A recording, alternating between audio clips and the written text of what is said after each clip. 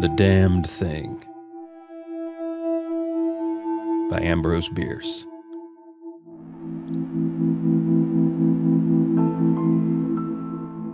One does not always eat what is on the table.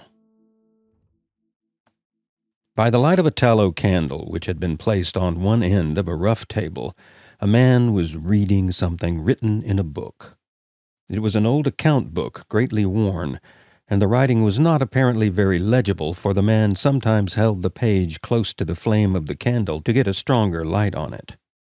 The shadow of the book would then throw into obscurity a half of the room, darkening a number of faces and figures, for besides the reader, 8 other men were present.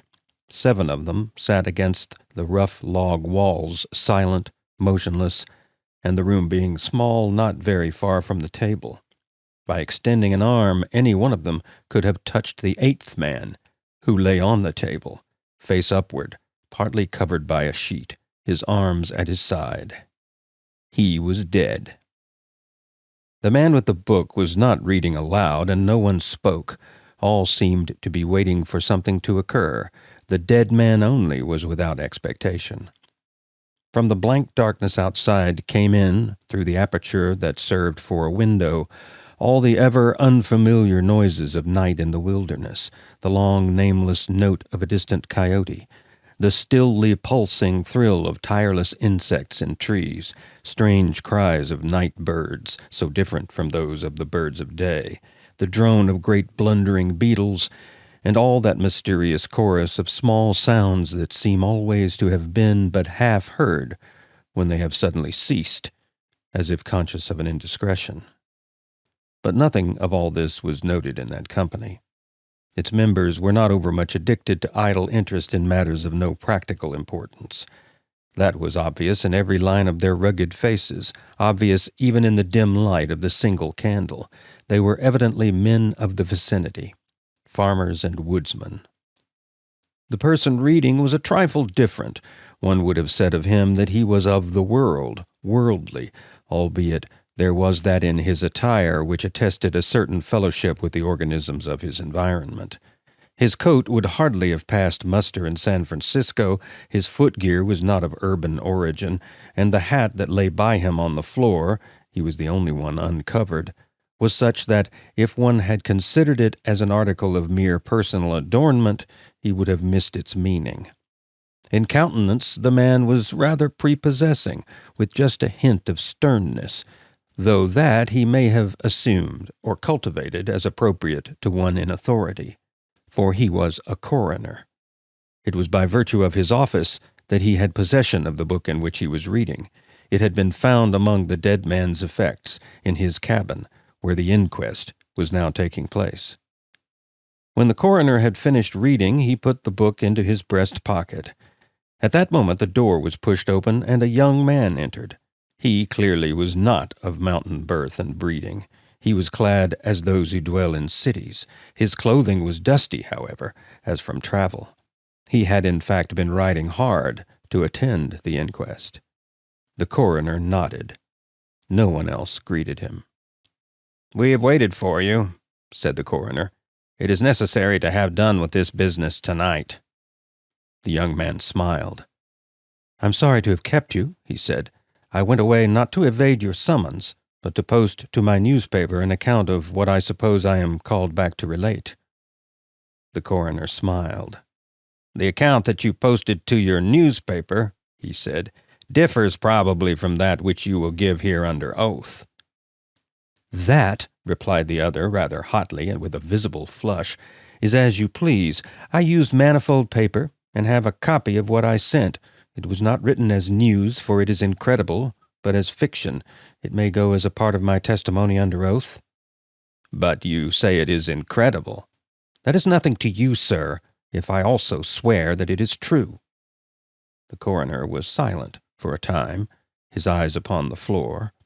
The men about the sides of the cabin talked in whispers, but seldom withdrew their gaze from the face of the corpse. Presently the coroner lifted his eyes and said, "We will resume the inquest." The men removed their hats. The witness was sworn. "What is your name?" the coroner asked. William Harker. Age? 27. You knew the deceased, Hugh Morgan? Yes. You were with him when he died? Near him. How did that happen? Your presence, I mean. I was visiting him at this place to shoot and fish. A part of my purpose, however, was to study him and his odd, solitary way of life. He seemed a good model for a character in fiction. I sometimes write stories. I sometimes read them. Thank you. Stories in general, not yours. Some of the jurors laughed. Against a somber background, humor shows highlights. Soldiers in the intervals of battle laugh easily, and a jest in the death chamber conquers by surprise. Relate the circumstances of this man's death, said the coroner. You may use any notes or memoranda that you please. The witness understood. Pulling a manuscript from his breast pocket, he held it near the candle and, turning the leaves until he found the passage he wanted, began to read. 2. What may happen in a field of wild oats. The sun had hardly risen when we left the house. We were looking for quail, each with a shotgun, but we had only one dog. Morgan said that our best ground was beyond a certain ridge that he pointed out, and we crossed it by a trail through the chaparral. On the other side was comparatively level ground, thickly covered with wild oats. As we emerged from the chaparral, Morgan was but a few yards in advance. Suddenly we heard at a little distance to our right, and partly in front, a noise as of some animal thrashing about in the bushes, which we could see were violently agitated. We've started a deer, I said. I wish we had brought a rifle. Morgan, who had stopped and was intently watching the agitated chaparral, said nothing, but had cocked both barrels of his gun and was holding it in readiness to aim. I thought him a trifle excited, which surprised me, for he had a reputation for exceptional coolness, even in moments of sudden and imminent peril. "Oh, come," I said, "you're not going to fill up a deer with quail shot, are you?" Still he did not reply. But catching a sight of his face as he turned it slightly toward me, I was struck by the intensity of his look.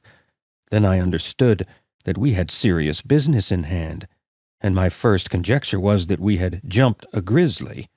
I advanced to Morgan's side, cocking my piece as I moved. The bushes were now quiet, and the sounds had ceased, but Morgan was as attentive to the place as before. "What is it? What the devil is it?" I asked. "That damned thing," he replied, without turning his head. His voice was husky and unnatural. He trembled visibly. I was about to speak further when I observed the wild oats near the place of the disturbance moving in the most inexplicable way. I can hardly describe it. It seemed as if stirred by a streak of wind, which not only bent it, but pressed it down, crushed it, so that it did not rise, and this movement was slowly prolonging itself directly toward us. Nothing that I had ever seen had affected me so strangely as this unfamiliar and unaccountable phenomenon. Yet I am unable to recall any sense of fear. I remember, and tell it here because singularly enough I recollected it then, that once, in looking carelessly out of an open window, I momentarily mistook a small tree close at hand for one of a group of larger trees at a little distance away. It looked the same size as the others, but being more distinctly and sharply defined in mass and detail, seemed out of harmony with them. It was a mere falsification of the law of aerial perspective, but it startled, almost terrified me. We so rely upon the orderly operation of familiar natural laws that any seeming suspension of them is noted as a menace to our safety, a warning of unthinkable calamity. So now the apparently causeless movement of the herbage and the slow, undeviating approach of the line of disturbance were distinctly disquieting. My companion appeared actually frightened, and I could hardly credit my senses when I saw him suddenly throw his gun to his shoulder and fire both barrels at the agitated grain. Before the smoke of the discharge had cleared away, I heard a loud, savage cry, a scream like that of a wild animal, and flinging his gun upon the ground, Morgan sprang away and ran swiftly from the spot. At the same instant, I was thrown violently to the ground by the impact of something unseen in the smoke, some soft, heavy substance that seemed thrown against me with great force.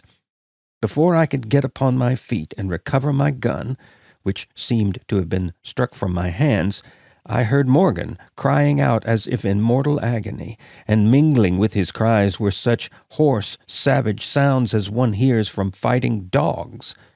Inexpressibly terrified, I struggled to my feet and looked in the direction of Morgan's retreat, and may Heaven in mercy spare me from another sight like that.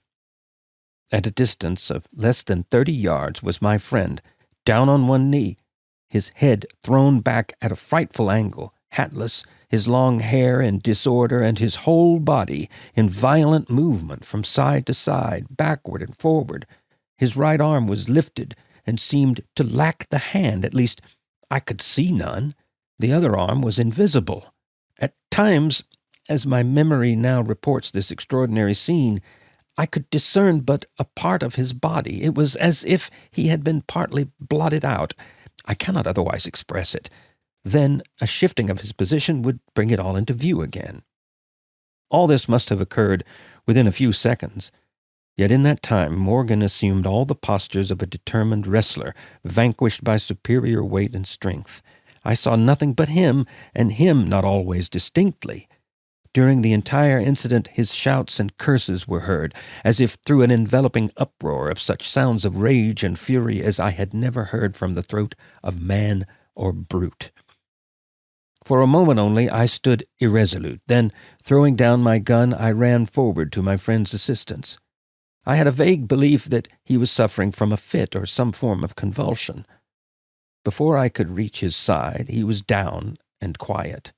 All sounds had ceased, but with a feeling of such terror as even these awful events had not inspired, I now saw again the mysterious movement of the wild oats, prolonging itself from the trampled area about the prostrate man toward the edge of a wood. It was only when it had reached the wood that I was able to withdraw my eyes and look at my companion. He was dead. 3. A man, though naked, may be in rags. The coroner rose from his seat and stood beside the dead man. Lifting an edge of the sheet, he pulled it away, exposing the entire body altogether naked and showing in the candle light a clay-like yellow. It had, however, broad maculations of bluish-black, obviously caused by extravasated blood from contusions. The chest and sides looked as if they had been beaten with a bludgeon. There were dreadful lacerations. The skin was torn in strips and shreds. The coroner moved around to the end of the table and undid a silk handkerchief which had been passed under the chin and knotted on top of the head. When the handkerchief was drawn away, it exposed what had been the throat. Some of the jurors who had risen to get a better view repented their curiosity and turned away their faces. Witness Harker went to the open window and leaned out across the sill, faint and sick. Dropping the handkerchief upon the dead man's neck, the coroner stepped to an angle of the room and from a pile of clothing produced one garment after another, each of which he held up a moment for inspection. All were torn and stiff with blood. The jurors did not make a closer inspection. They seemed rather uninterested.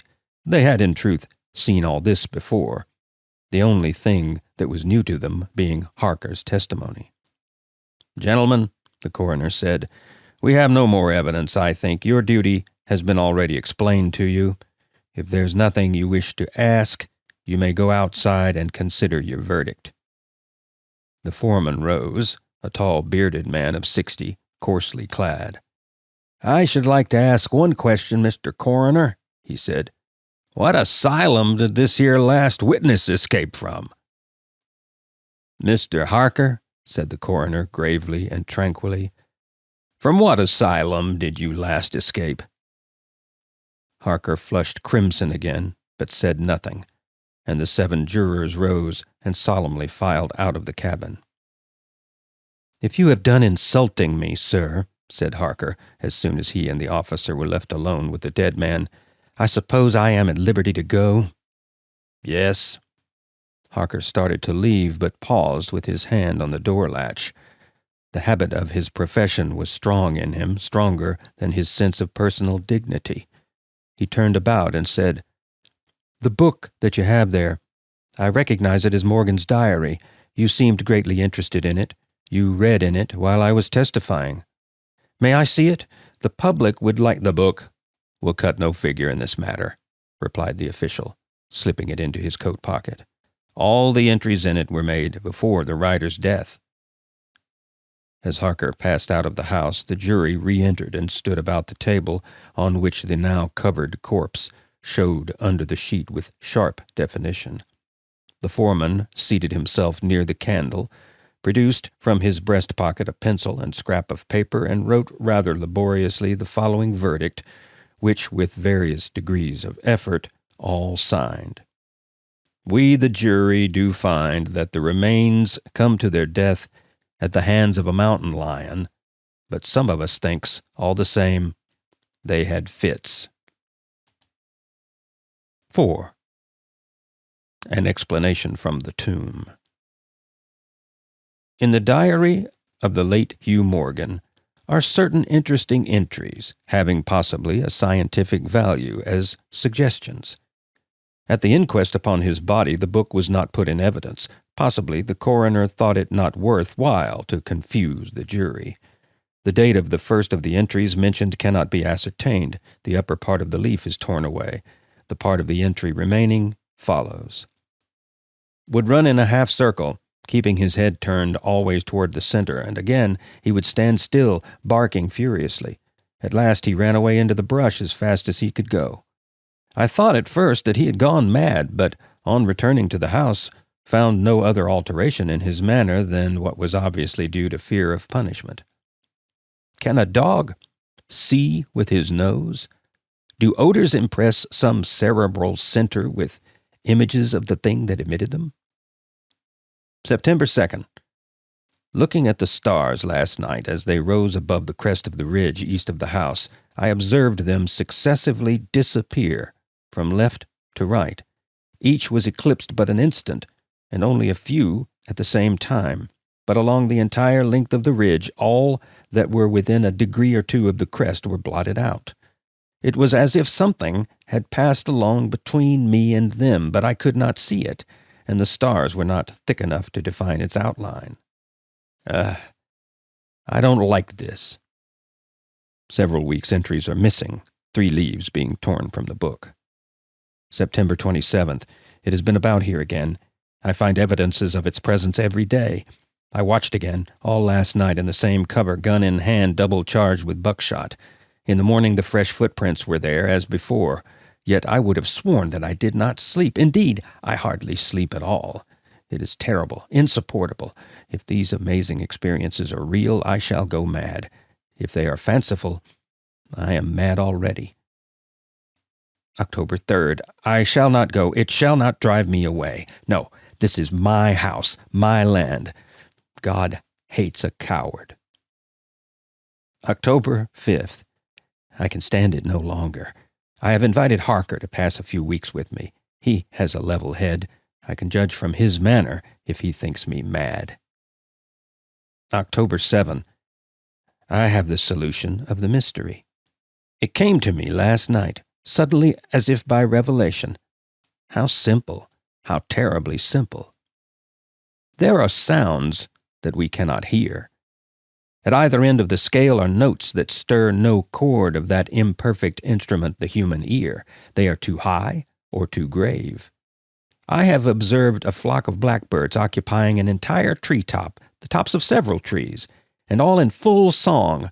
Suddenly, in a moment, at absolutely the same instant, all spring into the air and fly away. How? They could not all see one another. Whole treetops intervened. At no point could a leader have been visible to all. There must have been a signal of warning or command, high and shrill, above the din, but by me unheard. I have observed, too, the same simultaneous flight when all were silent, among not only blackbirds but other birds, quail, for example, widely separated by bushes, even on opposite sides of a hill. It is known to seamen that a school of whales basking or sporting on the surface of the ocean miles apart, with the convexity of the earth between, will sometimes dive at the same instant, all gone out of sight in a moment. The signal has been sounded, too grave for the ear of the sailor at the masthead and his comrades on the deck, who nevertheless feel its vibrations in the ship as the stones of a cathedral are stirred by the bass of an organ. As with sounds, so with colors. At each end of the solar spectrum, the chemist can detect the presence of what are known as actinic rays. They represent colors, integral colors in the composition of light, which we are unable to discern. The human eye is an imperfect instrument.